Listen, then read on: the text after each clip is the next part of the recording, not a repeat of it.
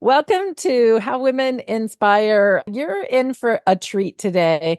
Sometimes we talk to people and we're like, oh, this person is such a, so diverse in the way they show up in the world. And, Renaissance people sometimes will say as a way to describe it. You're in for a treat because you're going to meet somebody who's truly sort of touching on so many varied parts of our lives and what's important to all of us. So, today, we have Asia Brown joining us. Asia is an emerging leader, really, in government and technology. She has just been an extraordinary community and economic revitalization leader in the city of Compton. Asia designed and led the execution of a 12-point vision for Compton's strategic plan that catalyzed unprecedented economic growth. A lot of us read about it in the news and just triggered a whole new wave of investment and reduced crime rates. She's also the leader of impact at Forward and combines her expertise in technology, strategy, and government to drive market innovations that are promoting equity and efficiency. And I just want to pause on that for a minute. Equity for all of Mm. us, and also efficiency, right? And market innovations that are getting us there. You are singing the tune that is so important to me in everything that you're doing, Asia.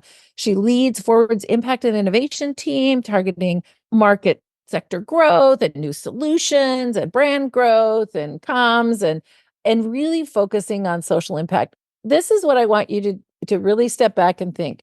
Here's a leader who is all about justice and is using that to transform technology, innovation, and how we're thinking also about our governmental structures in the interface. Like, this is a holistic view that you have for all of us, has got to be front and center of what's important to us. So, as you can tell, I'm super jazzed that you're here today, and I'm really excited to dive in and having a conversation.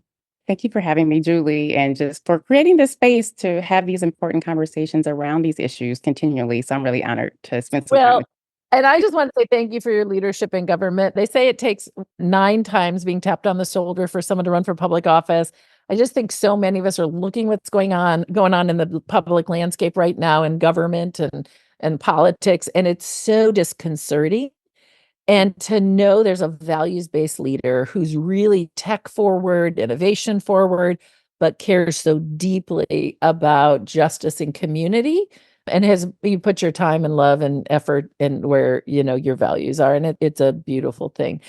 All right, you. that's pretty heavy as an opening for all of us. Let's just step back though, and let's talk about that song that is your go-to on the tough days or the fun days, celebrations or walk-on music. What is it for you? My favorite song right now is actually by a friend of mine. Her name is Shanta Atkins, and it's called Fight On. And it just is such a beautiful declaration that, we're going to go through obstacles, but we are going to continue to show up and fight and win. And it's hard. Change is hard. Transformation is hard. But we all were uniquely created and have gathered so much along our unique journeys to make a powerful contribution, like wherever we are. So that's what that song is about. It's also very faith-based and just really speaks to just my faith and how my path has really been navigated in such a very intentional way. And so it just inspires me. And my 2-year-old daughter, Sarai, loves it. So we have it on repeat because she requested it too. Oh my God, I remember those things when 2-year-olds are just repeat and repeat. Yes. So you better love it, because otherwise, you're in trouble, right? Because Better you're get thinking into it. about it. Yes. It's in your head Yes. whether you want it or not. So how did you become the mayor of Compton? Like, where did that even come from?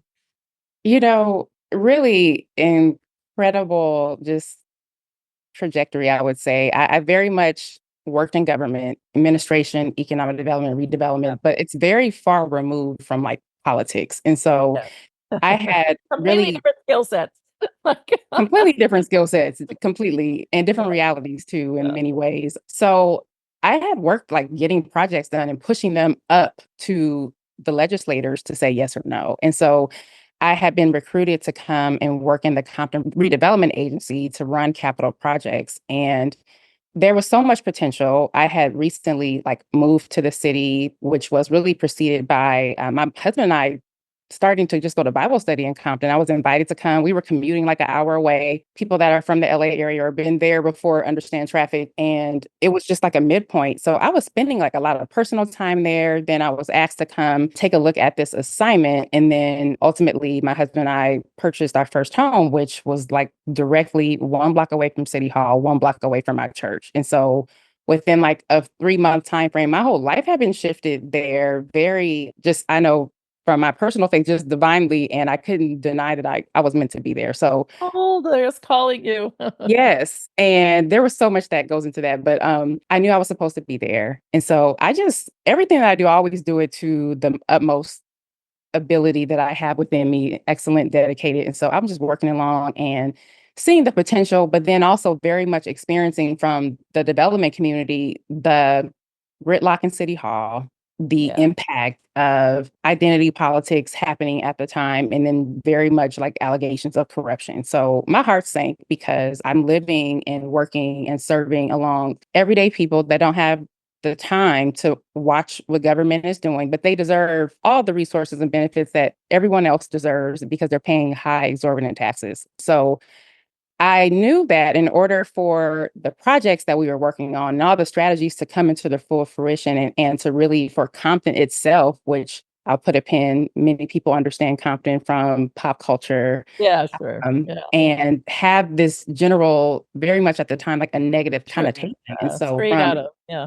straight out of Compton. And so, from a branding perspective, which very much dictates investment decisions, I knew that we needed to have a shift in leadership. So, I started like asking people that I thought had integrity, like, what you think about running for mayor? Everyone was just like, absolutely not.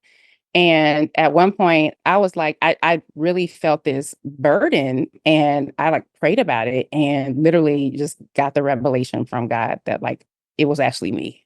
And I was blown away and didn't mention it for several weeks. And then ultimately, I started becoming, I was like bombarded with confirmations. I even talked with my husband about it. And he was just like, oh, you were definitely born for this and I'm going to support you. And I had some interns that worked with me in the redevelopment agency, and I had always left my roles like July 31st is just this thing, this theme in my life, and I was preparing them for me to shift again in the next year or so. And they were like, "Asia, where are you going? Can we go with Yeah. you?" And I shared Yeah. that I received this call from God to like run for mayor, and they were like, "Oh my gosh!" And actually, one of the interns, she became my chief of staff later and served with me for 7 years. So she's definitely a witness to this trajectory and shift. And I worked for like another year and then left the city, took a 1 year just break, and then began running for office. So it wasn't something that I ever thought I would do. I had no concept about politics or how to run for office. I didn't have political relationships. I didn't have like big donors. My husband and I, we donated my personal largest contribution to date. He was like, if anyone that I'm going to bet on is you. So we put our money into Aw. our campaign and we had done the work. And then just one day at a time, literally just more momentum built. And I won by a landslide. But that's how I really shifted into that role. Well, thank you so much for that. I mean, it has to come from some kind of calling like that, Yes. to do something that's so visible that so many people, sometimes some of us, like, if you say, "Don't do it," or, that'll make me want like, if you somebody tells me I can't do it, it makes me wanna do it even more, but that is a massive undertaking, and, you're pretty young, and to just think about sort of what it took in terms of fortitude from you, and thank goodness you had the support of your husband and your partner as well, because that's massive, and so all of us are looking at our leaders in this country and thinking, like, "How do we get you now to Yes. move to be the governor of California and then be the president of the United States." So is that part of your path? You listen, I tell Right. people all the time that you have to actually literally pray for me, and I got to get the message from God to do it. It's just not something I would personally choose for myself. Yeah, yeah. Well, Being I in have to tell politics is you, not. I can't imagine doing it myself, and so thank you for doing that. It is, it sounds to me like you didn't do it for the ego trip or the other things that we all worry that people are or we're seeing people apparently doing it for, so Absolutely, no, but not at you're all. still I mean, even though you've moved on from that role, you are very involved in Compton in so many ways. You tell me, what is this 12-point vision and kind of how I want to, I'm interested in it in part when you think about all communities across this country and if Compton, which had the branding problems and other things, what tell me what you're thinking here. What's the vision and how does this what can the rest of us learn even if we're not in your area? Absolutely. The vision really was focused on and is focused on just health sustainability. Like, how can a community be made well? And I started out just having conversations and focus groups with the community and asked them, like, what do you want? What do you hope for?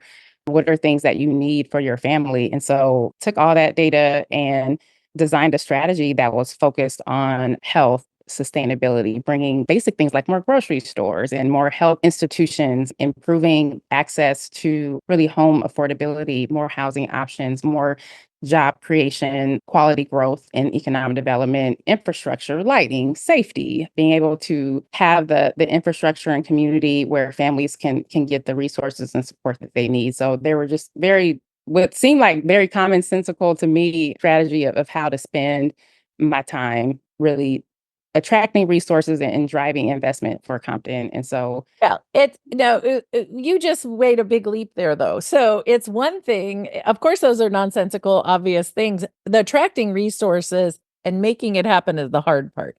I think a lot of us agree in concept, but once you get into it, how it's implemented can become very political and messy. And this is an organization all about women's leadership. What leadership toolbox did you pull on the most to be able to navigate some of this? This to me seems extraordinary and really hard. it was hard. And really, from a leadership perspective, vision is so powerful to Yeah. plot the course and to identify where everyone within that community or within that ecosystem can see themselves and how they can contribute. So vision is such a directive and a convening tool. So very much foundational vision.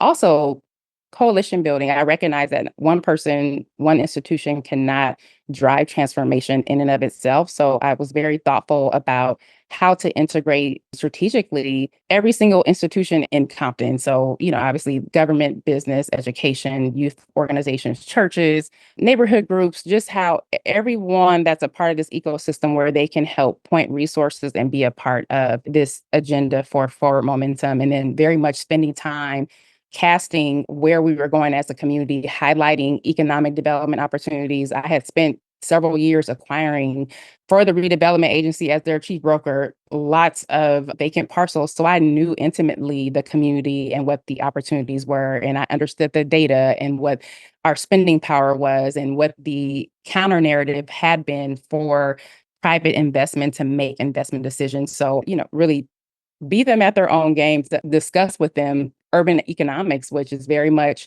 there's a floor perceived with median incomes, but in urban communities, people have multiple incomes in one household. So the purchasing power or the per capita income rivals very affluent areas. There's a lot of money in urban communities. And for many years, retailers and other institutions, they recognized that we would just drive because we had to. So really calling just the need for investment to the carpet, but also laying out an opportunity for them to be a part of this change and then reducing risk, very much focusing on safety and going directly to the source. I didn't have any additional money to spend on additional policing. I came into office with a $42 million deficit. So resources were extremely limited. I had literally zero budget. So I had to be creative and resourceful and resilient. And being able to connect with people is really key. I believe that there's such a disconnect generally with leadership that believe that they have to take a certain posture or just really aren't transparent. And the reality is, like, I would forge a connection immediately with whomever I was speaking with or connecting with. I live here too. I pay taxes too. I'm unhappy with these items too. This is what I hope for, my family as well. So finding a way to connect just really breaks down barriers and then we can get to work. So all of those skill sets were essential. And it was still very difficult in that as I took the seat, I had just turned 31, a female, very much dealing with misogyny and I even from bet. other women whom you didn't even recognize that they were operating from a misogynistic viewpoint of, and I experienced a direct paradigm shift from how the former mayor had been treated. So I had to fight for everything. And I was just tough, but very much focused on the vision. I recognized that I would only commit to term. So I came in very transparent. I knew that I had skill sets to lend to my community, and I was very committed to doing that for that time period, and then very much building up the next generation of leadership. I'm not asking for permission anymore. I'm not asking for a seat at the table. My friends, this is the first generation of us. We have a huge opportunity. We have power and influence and wealth. And we can start building the tables where we get the prime seats. Today, we want to invite you to join us as investors in venture. I know no one's asked you to do it before. It might be something that seems scary or foreign, but I promise you it's not that different than investing in a mutual fund where your retirement funds are. I want you to lean in and just learn a little bit more. How about making a commitment that in the next 12 months, you can give yourself 12 months to figure it out and to take a step? I want to invite you to be part of the new table of power and influence and wealth. You're invited. I want to sit at the table with you because we're going to make big change. We're going to make the world we've been dreaming of.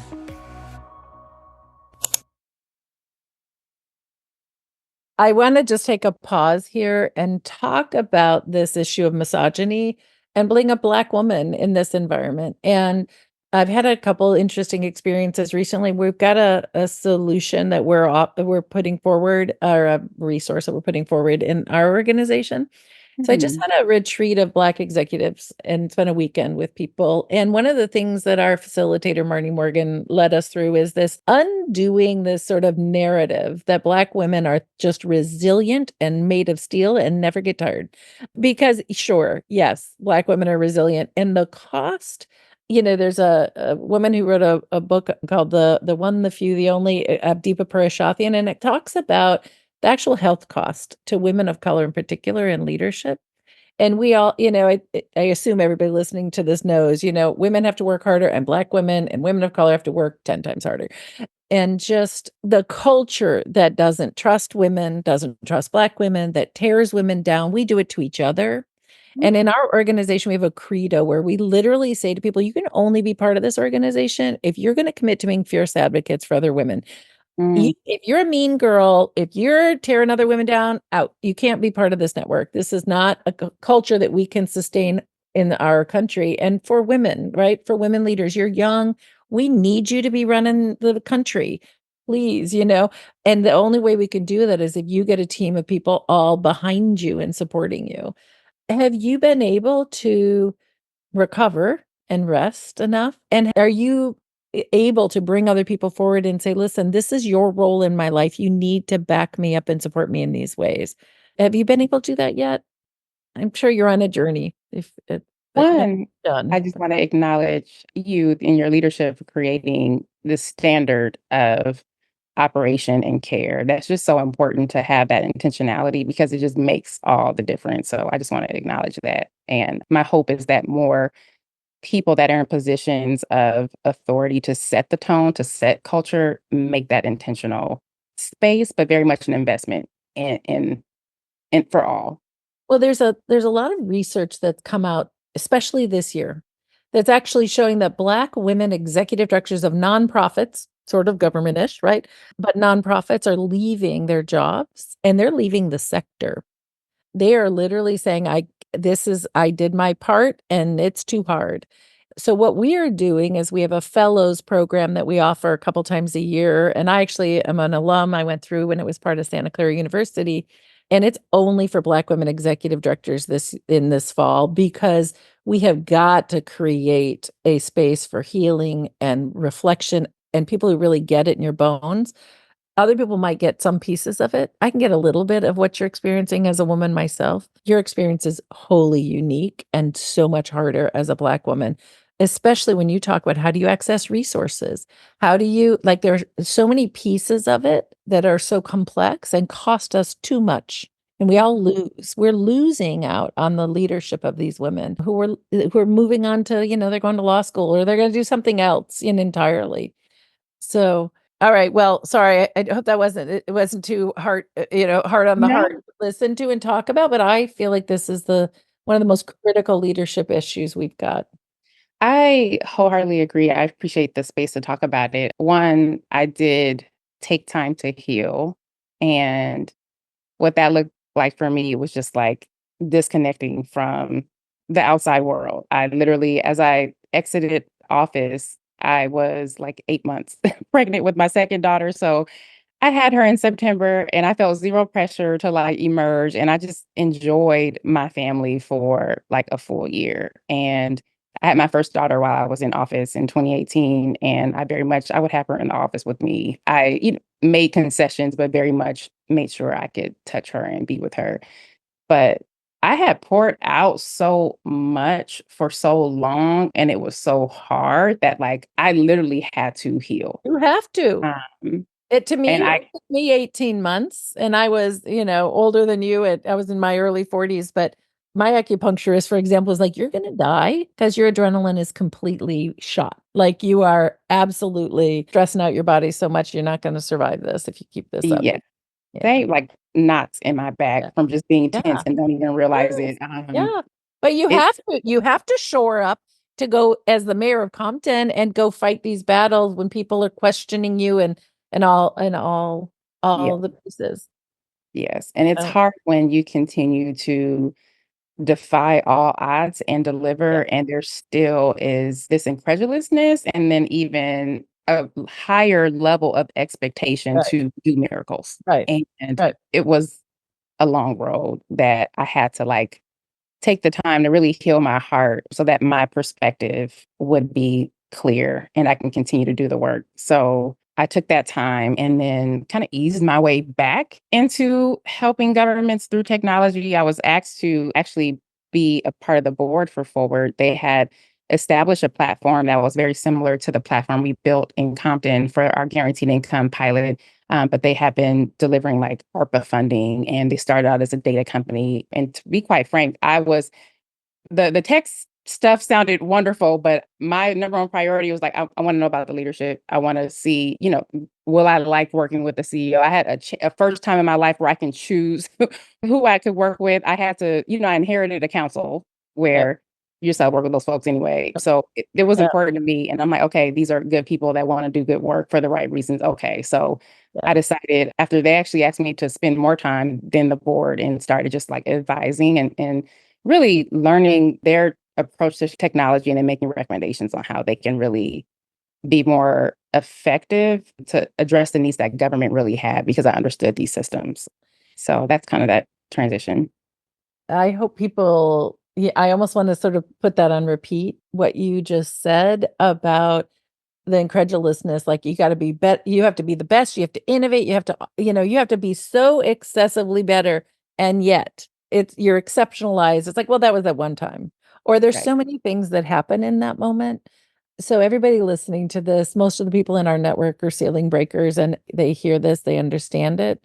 And for the long haul, I've been running social impact organizations my whole life. And sometimes I'm like, people will thank me the day of, right? But like, if I disappeared for 6 months, I would be absolutely out of sight, out of mind. And it's sort of like you have to be right and with yourself. You have to be able to build it up and sustain it for yourself and your family and to be able to show up and do those things. So I'm so glad. I know we're supposed to be talking about women in government and technology, but this human leadership piece and how you got the support of your life partner and you really Yeah. the holding your baby, those are so healing. Those are things that are so healing. Doesn't mean you have to only do that for the next 18 years, Right. but it can be that thing that makes you, and it's also the reason to go forward in making change is that beautiful baby is Yeah. making sure that you're making the world a better place for, it's great to have a calling from God, but when you have the person in your arms, that's Yeah. kind of like Yes. that's a As pretty that powerful thing. tangible. that Right. tangible why that Yeah. Yeah. propelled you forward. Yeah. So one of the things you've done is this very interesting and powerful connection between government and technology, which I think a lot of us don't really think. We think of government as being behind the eight ball in any, technology usage and maybe not even, being able to create an environment for technology to thrive, except tax breaks. I'm interested in the emerging technology solutions that you're maybe using for government, but I think almost more important for this audience is how do we think about government's role in elevating technology and women in this space? There's a lot of female technologists that are going to listen to this today. So would love to hear your thoughts. Absolutely. Government has a very powerful role to really create a demand in the marketplace for human centered, effective, and efficient technology. So there are very established players in technology that, to be just transparent, have existed and survived and become very profitable, but they've delivered subpar products to government. Yeah. So we essentially the general connotation, "Oh, government doesn't work, government's broken," and I think we can very much regard and this is not a political statement, but when there was an institution of the Affordable Care Act and there was, like, a big health platform, and then the platform crashed, once it launched right away, and the general public's connotation, "Oh, government's, being government again," but the Yeah. reality It wasn't there the government. not the government. Funny. There was a technology provider that was ill-equipped to and very really just ill-prepared to deliver a comprehensive and fortified system to navigate this space. And so there is a huge opportunity for people that have emerged, and I personally believe, in my experience, has been women are powerful solutionists in all industries, and data backs me up. So for women to emerge out of government and even from the nonprofit sector and help be a part of this translation and navigation for tech to meet government and nonprofits with competent, effective solutions that are efficient and that really deliver for people. Because at the end of the day, government is and nonprofit organizations, they're serving human beings. Yeah. Whether or not we have to go to 10 different departments because we have 3 different needs, or we can go to one system that is smart and takes in that data one time and computes it and shares it with all the other agencies, and they do the work on the back end through tech to break down those silos and serve at a higher level. It's possible today with technology, and we don't have to just accept the way that things are. Like, government can be repaired. It's not fixable, but there's a huge need and a great opportunity to optimize. And so I'm excited that there are more companies that are coming into the space because there's so many problems that need to be solved in Yeah. government. To Yeah. be honest, like, one company can't do it. So obviously I spend time and I'm vested in Forward and what Forward is able to do. But I haven't seen any other companies in the marketplace that can really compete with the technology. So relative to how this translates from government, there's a new case management platform capability that I helped design because I understood that regardless of whether or not you're moving money to people or coordinating care, there's a need to have a constituent based profile and coordination of care. Trying to continue to transfer data from one department or one agency to another to service one family or one person is antiquated and ridiculous. So being able to shift the approach to say, okay, we're serving humans and we're going to connect 10 departments to this one human. And this one human can upload their birth certificates for them and their kids one time. And then these departments can actually see what touches of care or what the needs are. And then we create the self-sufficiency work stream for this Yeah. individual that's now Yeah. focused on the person and makes it easier for them. And there's accountability because now all the data is in one place. Yep. And Yep. No one can hide. it's very clear how much Uh, we're spending, what we're not spending, where it's going. Are we servicing the right people? Are we really now actually implementing equity? Yeah. Because without data, equity is just simply a beautiful goal that will Yeah. not be attained Yeah. without the power of data to actually make those equity informed decisions. Well, I would just say you have to have the leadership that is believing and acting on the data as another level. So, and that's where you come in. And that's Yeah, it as a University of Chicago quant nerd, I love all things data, but you got to have the courage and the leadership in the value system. And I'm absolutely. just so I'm so impressed with you. I hope you You. continue to marry this sort of caring for yourself so you can do the next big thing Thank because you are extraordinary. What a beautiful story and hearing about your leadership at frankly such a young age, not to be momming you, but it's just I take all the love. I'm You. just so excited about your leadership and what it means for all of us. I think we're at time. I Do you have a final piece of advice or wisdom that you could share with people, and how can they find you and support what's Thank coming you. up for you? Thank Yeah. you, Julie. I've enjoyed my time with you. I'm really thankful to have met you. I hope to stay connected. Secondly, I just encourage women to continue to do what we innately always do, which is to solve problems in the most efficient and effective way possible and be vocal about it because being vocal is the only way that systems can change. And if we expect transformation, we need system changes and the tools to make it happen. And then I can be found. My website is asiabrown.com. I encourage people to just sign up for, I don't spam folks, but when I post our new podcast for the fall and all of my social handles, and then I have a newsletter coming out, you can just stay in the loop of what's going on with me. And then I'm on social media, all the platforms, and it's just Asia L. Brown. Thank you. Thank you so much. This is our future, my friends. This is the leadership of tomorrow. And we got to do everything we can to get this powerful, brilliant technologist, leader, and change maker whose foundation is all about justice, get her into the White House as quickly as possible. So thank you so much and keep up the great work. Thank you so much. I appreciate it.